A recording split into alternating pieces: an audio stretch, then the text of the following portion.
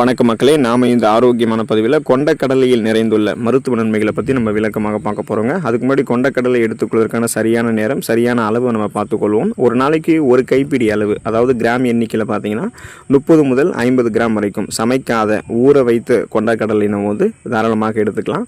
இது அளவுக்கு அதிகமாக சாப்பிடக்கூடாது, அப்புறம் நமக்கு வாயு தொல்லை வரும், அதையும் நம்ம தெரிந்து கொள்ளணும். இப்போ இரவு முழுவதும் ஊற வைத்த கொண்டக்கடலையை வந்து நீங்கள் காலையில் வெறும் வயிற்றிலோ அல்லது காலை உணவாக சாப்பிட்றது அப்படின்றது உடல் முழுவதுக்கும் நிறைய ஆற்றலையும் கொடுத்து ஆரோக்கியமான மருத்துவ நன்மைகளுமே கொடுக்கும். ஸோ கொண்டக்கடலை எடுத்துக்கொள்ளும்போது கிடைக்கக்கூடிய நன்மைகளை விளக்கமாக பார்க்குறதுக்கு முன்னாடி இந்த வீடியோக்கு ஒரு லைக் கொடுத்துட்டு இந்த தகவலை உங்களுக்கு தெரிஞ்சவங்களுக்கும் ஷேர் பண்ணிவிடுங்க. இது அவங்களுக்கும் யூஸ்ஃபுல்லாக இருக்கும். இது போன்ற நிறைய அப்டேட்ஸ்களை பார்க்குறதுக்கு நம்மளுடைய ஹெல்த் நியூஸ் தமிழ் சேனலை சப்ஸ்கிரைப் பண்ணிக்கோங்க. பக்கத்தில் இருக்கக்கூடிய பெல் ஐக்கானையும் ப்ரெஸ் பண்ணி ஆல் அப்படின்ற ஆப்ஷனையும் செட் பண்ணிக்கோங்க. வாங்க இப்போ வீடியோக்குள்ளே போயிடலாம்.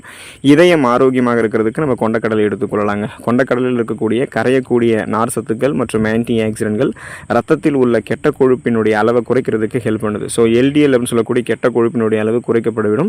HDL சொல்லக்கூடிய இதயத்தை ஆரோக்கியமாக பராமரிக்கக்கூடிய நல்ல கொழுப்புகள் வந்து அதிகரிக்கப்படும்.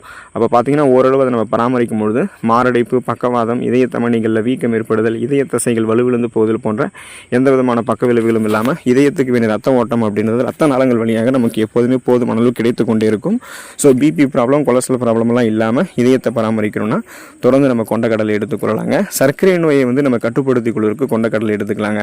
அதுக்கான காரணம் என்ன அப்படின்னா கொண்டக்கடலையினுடைய கிளைசமிக் குறியீடு, அந்த கிளைசமிக் இண்டெக்ஸ் வந்து மிகவும் குறைவு அப்படின்றதால இதை நம்ம உட்கொள்ளும் போது ரத்தத்தில் சர்க்கரையினுடைய அளவு திடீரென உயர்த்தப்படாமல் எப்போதுமே நமக்கு சீராக பராமரிக்கப்படும். அதனால் இது நீரிழிவு நோயாளிகளுக்கு மிகவும் ஏற்றது. ஸோ தினமும் கொண்டக்கடலை அவங்க எடுத்துக்கொண்டாங்க அப்படின்னா ரத்தத்தில் அதிகரித்திருக்கக்கூடிய சர்க்கரையினுடைய அளவு கட்டுப்படுத்தப்பட்டு நாளடைவில் அந்த சுகர் ப்ராப்ளத்தில் அவங்க விடுபட்டு விடுவாங்க. ஃபியூச்சர்லையுமே சுகர் ப்ராப்ளம் வரக்கூடாது, ஆரோக்கியமாக இருக்கும்னு நினைச்சாலுமே கொண்டக்கடலை எடுத்துக்கொள்ளலாங்க.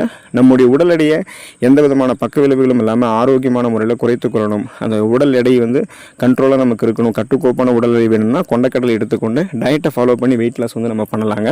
ஏன்னா கொண்டக்கடலையில் வந்து பார்த்தீங்கன்னா புரதம் மற்றும் ஃபைபர் என்று சொல்லக்கூடிய நார் சத்து நிறைந்திருக்கிறதால நீண்ட நேரத்திற்கு வயிறு நிறைந்த ஒரு உணர்வு கொடுக்கும். இதனால் அடிக்கடி சாப்பிடக்கூடிய பழக்கம் தவிர்க்கப்பட்டு உடல் எடை நமக்கு வந்து சீராக நம்ம வைத்திருக்கலாம்.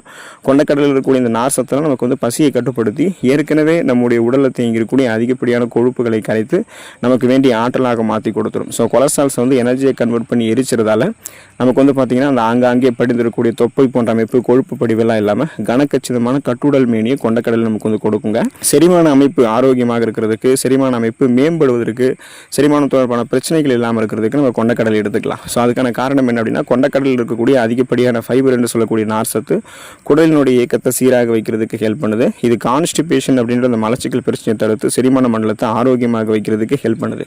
இதனால் சீரற்ற குடல் இயக்கம், கடுமையான மலச்சிக்கல், வயிற்று வலி, வாயு பிரச்சனை, வயிற்று பொறுமல், வயிற்று உப்புசம் இது மாதிரி எதுவுமே நமக்கு வந்து இருக்காது. நம்மளுடைய ஒட்டுமொத்த செரிமான மண்டலத்தையுமே பலம் பெற வைத்துக் கொள்ளலாம். நம்ம சாப்பிடக்கூடிய உணவுகளை செரிக்க வைத்து செரிமானமான உணவுகளிலிருந்து ஊட்டச்சத்துக்களை உறிஞ்சினதுக்கப்புறம் மீதம் இருக்கக்கூடிய கழிவுகளை குடல்களிலிருந்து வெளியேற்றி விடுவதற்கு ஒட்டுமொத்தமாகவே செரிமான மண்டலத்தை நம்ம மேம்படுத்திக் கொள்வதற்கெல்லாமே தொடர்ந்து கொண்டக்கடலை எடுத்துக்கொள்ளலாங்க. எலும்பு மற்றும் தசைகள் பலம் பெறுவதற்கு கொண்டக்கடலை சாப்பிடலாம். அதுக்கான காரணம் என்ன அப்படின்னா கொண்டக்கடலில் இருக்கக்கூடிய கால்சியம், மெக்னீசியம், இரும்பு சத்து மற்றும் புரதம் இது எல்லாமே எலும்புகளினுடைய அடர்த்தியை அதிகரித்து தசைகளினுடைய வளர்ச்சிக்கும் துணையாக அமையுது.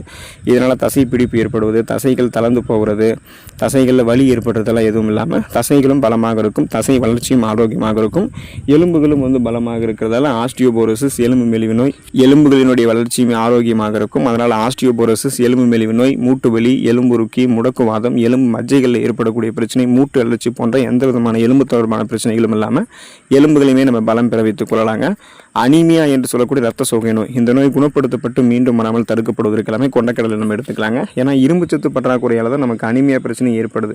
இப்போ நம்ம கொண்டக்கடலை சாப்பிடும்போது அந்த அனிமியா பிரச்சனை விடுபட்டு விடுவதால் நமக்கு ரத்த சோகையே நமக்கு வந்து இருக்காது. கொண்டக்கடலையில் வந்து இரும்பு சத்து இருக்கிறதால நம்மளுடைய ரத்த சிகப்பணுக்களுடைய உற்பத்தி அதிகரிக்கப்பட்டு ரத்தப்புரதமான ஹீமோகுளோபின் எண்ணிக்கை அதிகரிக்கப்படும். ஹீமோகுளோபின் அதிகரிக்கப்படும் போது ரத்தப்புரதமான அந்த குறிப்பாக பார்த்தீங்கன்னா உங்களுக்கு ஆக்சிஜன் சப்ளை வந்து கரெக்டான லெவலில் கிடைக்கிறதால மயக்கம், தலைவலி, குமட்டல், வாந்தி, உடல் சோர்வு, உடல் பலவீனம் உங்களுக்கு இது மாதிரி எதுவுமே இல்லாமல் சுறுசுறுப்பாக நீங்கள் மீண்டும் இயங்க ஆரம்பிப்பீங்க. அப்போ குறைந்து போன ரத்த சிகப்பணுக்களுடைய எண்ணிக்கை அதிகப்படுத்தப்படும் போது தான் ரத்தப்புரதமான ஹீமோகுளோபினுடைய எண்ணிக்கையும் அதிகப்படுத்தப்பட்டு ஆக்சிஜன் சப்ளை கிடைக்கும் போது தான் நமக்கு எந்த விதமான ரத்த சோகை நோய்களுக்கான அறிகுறிகளும் இல்லாமல் ஆரோக்கியமாக சுறுசுறுப்பாக நம்ம இயங்க முடியும். ஸோ அப்போ உங்களுக்கு ரத்த சோகை நோய் இருந்துச்சுன்னா நீங்கள் சுறுசுறுப்பாகவே இருக்க மாட்டீங்க. உங்களுக்கு வந்து அந்த சோர்வு ஏற்படும், சின்ன சின்ன வேலைகள் செய்கிறது கூட நீங்கள் ரொம்ப கஷ்டப்படுவீங்க. ஸோ அந்த மாதிரிலாம் இல்லாமல் ரத்த சோகை நோயிலிருந்து குணப்படுத்தப்பட்டு நலமோடு நீங்கள் வாழணுன்னா கொண்டக்கடலை எடுத்துக்கொள்ளுங்கள். எந்த நோயின் தாக்கம் நலமோடு வாழலாம். ஸோ தொடர்ந்து கொண்டக்கடலை எடுத்துக்கொண்டு ஊட்டச்சத்துக்களை பெற்று நலமோடு வாழக்கூடிய வாய்ப்பை பெற்று ஆரோக்கியமாக இருங்க. அடுத்த ஆரோக்கியமான பதிவில் மறக்காமல் சந்திப்போம். நன்றி மக்களே.